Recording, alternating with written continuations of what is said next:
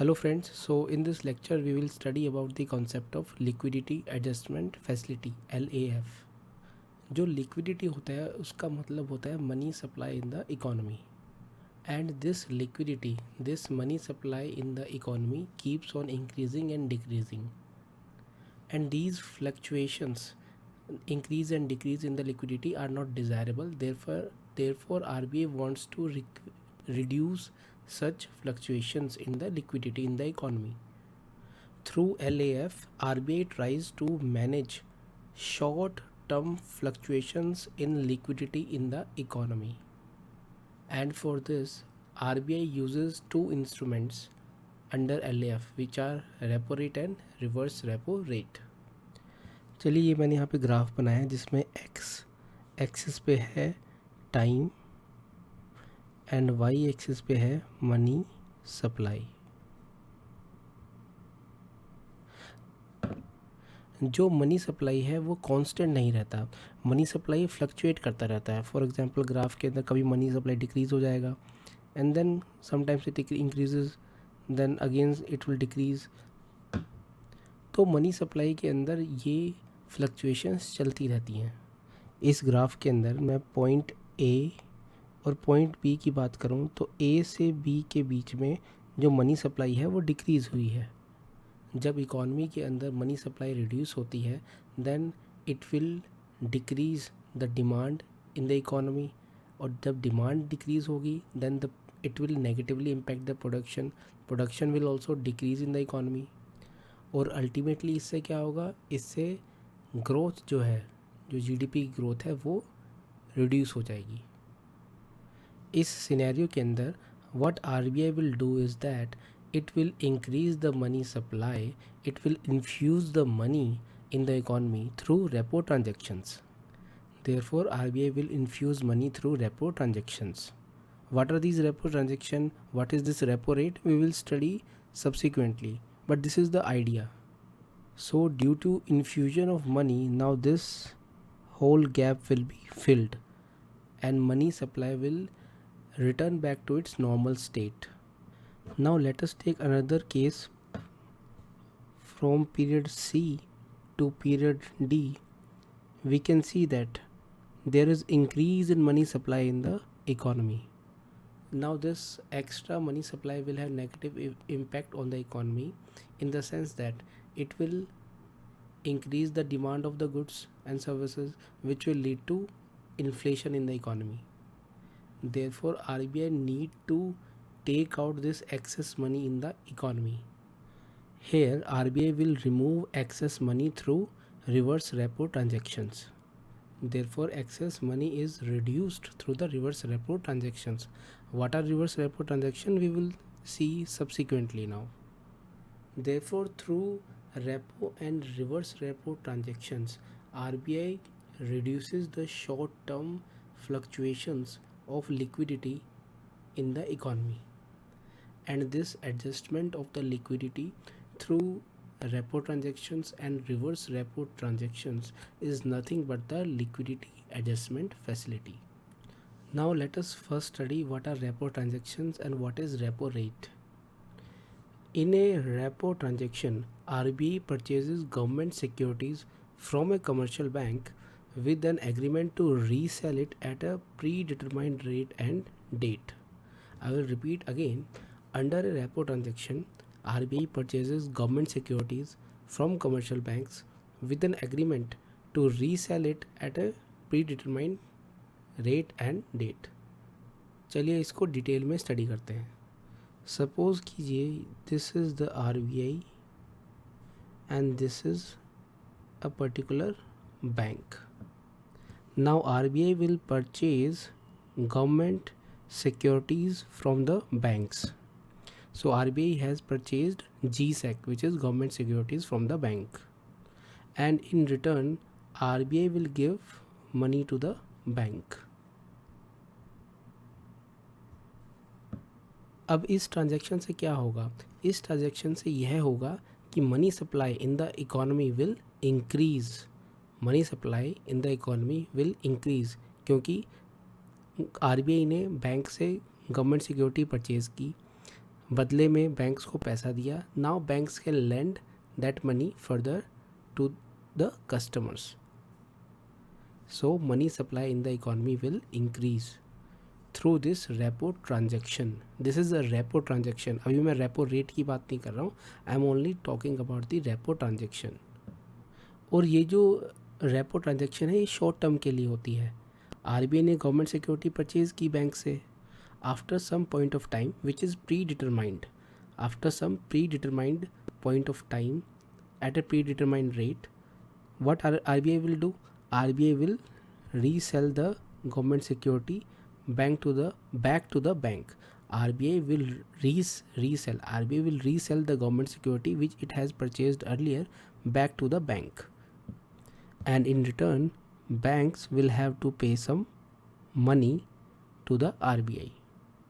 तो repo transactions में हमने अभी देखा था RBI purchases government securities from a commercial bank with an agreement to resell it at a predetermined rate and date. तो इस ट्रांजैक्शन के अंदर RBI gives money to the bank और कुछ समय के बाद RBI takes out that money from the banks.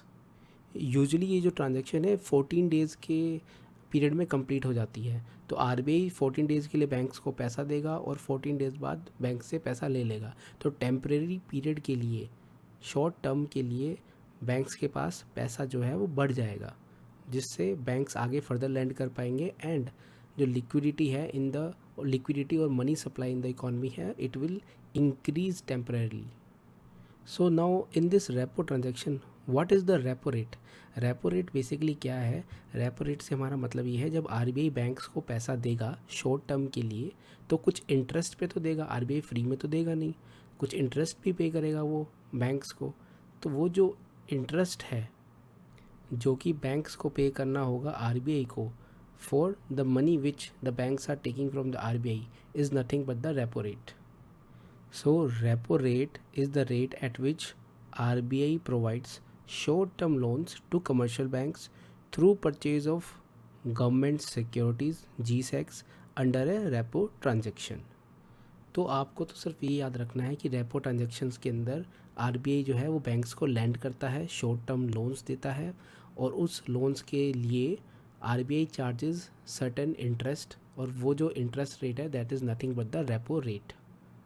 Now the next question is what will happen to the money supply when we increase the repo rate? Repo rate के बढ़ने से money supply पर क्या effect आएगा?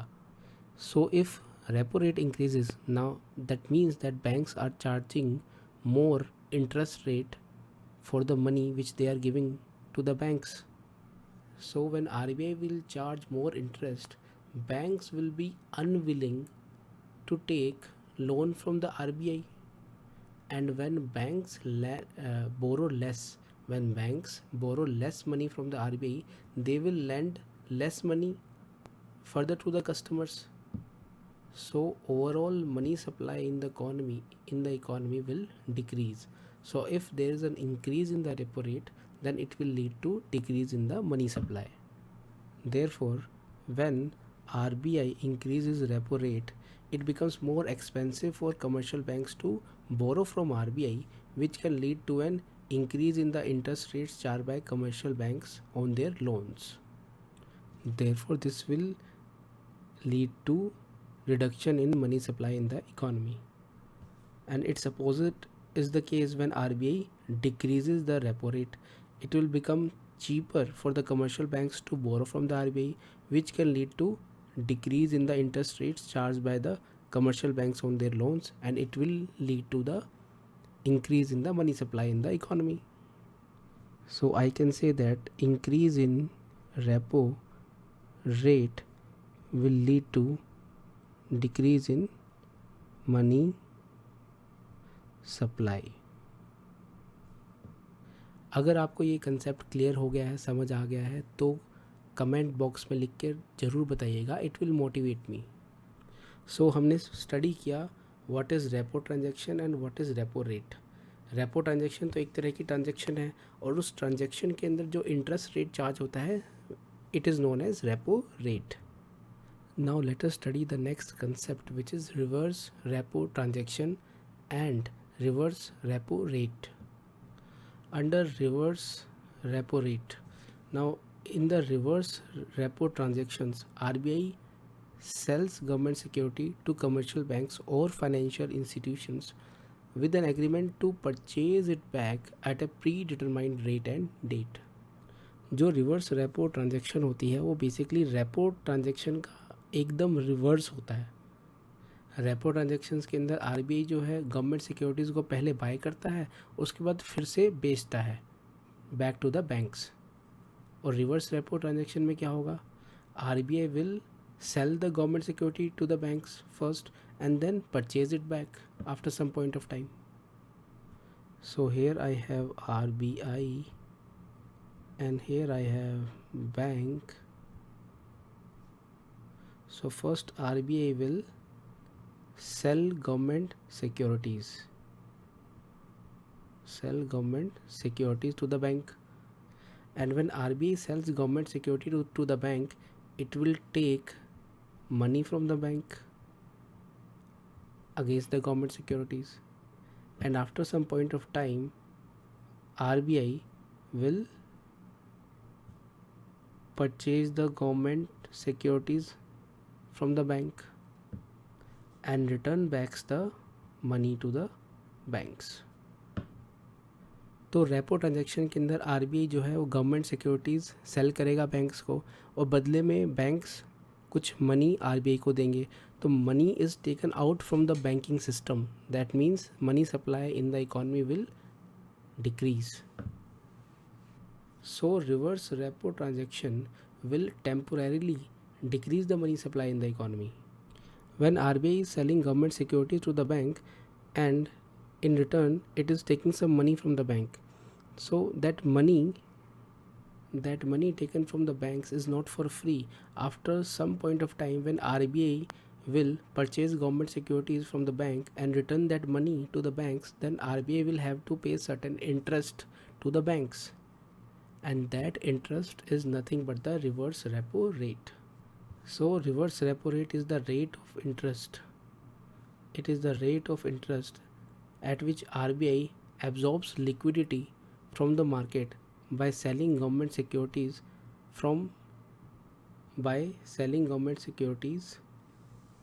to commercial banks and other financial institutions under a reverse repo transaction. देखिए, अगर आप यहाँ पर रेपो ट्रांजैक्शन और रिवर्स रेपो ट्रांजैक्शन में थोड़े कंफ्यूज हो रहे हैं तो आप ज़्यादा कंफ्यूज मत होइए. आप सिर्फ एक बात याद रखिए कि जो रेपो ट्रांजैक्शन होती है उसके अंदर RBI lends to the bank. RBI banks को पैसा देता है, और रिवर्स रेपो ट्रांजैक्शन के अंदर banks lend to the RBI. Banks RBI को पैसा देते हैं. बस आपको सिंपलिस्टिक यही याद रखना है कि पैसे की मूवमेंट कहाँ से हो रही है. रेपो के अंदर RBI is lending to the bank, reverse repo के अंदर banks are lending to the RBI. Government securities की मूवमेंट देखने की ज़रूरत नहीं है, आपको तो सिर्फ मनी की मूवमेंट देखनी है. मनी कहाँ से कहाँ पर जा रही है, और मनी जो भी जिसको देगा उसके अगेंस्ट कुछ ना कुछ इंटरेस्ट चार्ज करेगा. So that interest is accordingly repo rate और reverse repo rate. Now the next question for you is this: when reverse repo rate increases, money supply will increase or decrease? I will repeat again. If reverse repo rate increases, then money supply will increase or decrease? The answer is, if reverse repo rate increases, then it will lead to decrease in money supply. देखिए, अब समझते हैं इसको. Reverse repo rate अगर RBI बढ़ा रही है, इसका मतलब आरबीआई ये कह रही है बैंक्स को कि बैंक्स आप अपना पैसा मेरे पास रखिए और मैं आपको अब पहले से ज़्यादा इंटरेस्ट रेट दूंगा. तो बैंक्स तो कहेंगे यार बल्ले बल्ले, और पैसे लेकर हम आते हैं आपके पास रखेंगे, आप हमें ज़्यादा इंटरेस्ट रेट दीजिए. So banks will deposit more money with the RBI, और जब बैंक्स ज़्यादा पैसा आरबीआई के पास जमा करेंगे तो money supply in the economy will decrease. तो आपको क्या याद रखना है? आपको ये याद रखना है कि रेपो रेट के बढ़ने से और रिवर्स रेपो रेट के बढ़ने से दोनों केस के अंदर money supply will decrease. So increase in reverse repo rate will decrease in money supply, and हमने पहले पढ़ा था increase in repo rate will decrease in money supply. So ये पॉइंट आपको याद रखना है. Therefore, when RBI increases the reverse repo rate, it becomes more attractive for the commercial banks and FIs, financial institutions, to deposit their excess funds with the RBI, as they can earn a higher rate of interest. This can help to reduce the excess liquidity in the market and curb the inflationary pressures. Now the next question is, what is the relation between bank rate and repo rate? देखिए, हमने previous lectures के अंदर bank rate को भी study किया था.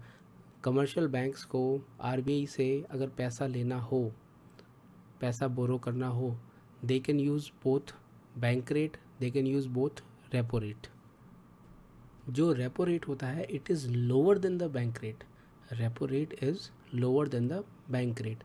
और इसका रीज़न क्या है? रीज़न यह है कि रेपो ट्रांजेक्शन्स के अंदर जो बैंक्स हैं वो गवर्नमेंट सिक्योरिटीज़ को प्लेज करते हैं, और बैंक रेट के अंदर हमने स्टडी किया था कि banks are pledging commercial papers. And which is more riskier, commercial papers और government securities? Commercial papers are more riskier than the government securities. तो रेपो ट्रांजेक्शन के अंदर banks are pledging government securities which are less riskier, इसलिए repo rate is less. कम interest rate पे bank को पैसा मिल जाएगा. लेकिन बैंक रेट वाली ट्रांजेक्शन जो कि हमने प्रीवियस क्लासेस में स्टडी किया था, वहाँ पे कमर्शियल पेपर्स प्लेज किए जाते हैं, इसलिए banks will get money from the RBI, but bank will have to pay more interest rate to get that particular amount of money. Therefore, we can say that repo rate is always lesser than bank rate. Therefore, repo rate is less than bank rate. Bank rate और repo rate में एक और मज़ेदार difference है. Difference ये है कि bank rate पे आरबीआई का डिस्क्रिशन होता है कि उसको बैंक्स को लोन बैंक रेट पे देना है या नहीं देना. आरबीआई कैन डिनाई कि मैं नहीं दूंगा बैंक रेट पे आपको बैंक्स को लोन. लेकिन रेपो रेट पे तो आरबीआई को बैंक्स को लोन देना ही पड़ेगा, इट इज़ मैंडेटरी. लेकिन बैंक रेट पे एक डिस्क्रिशन होता है.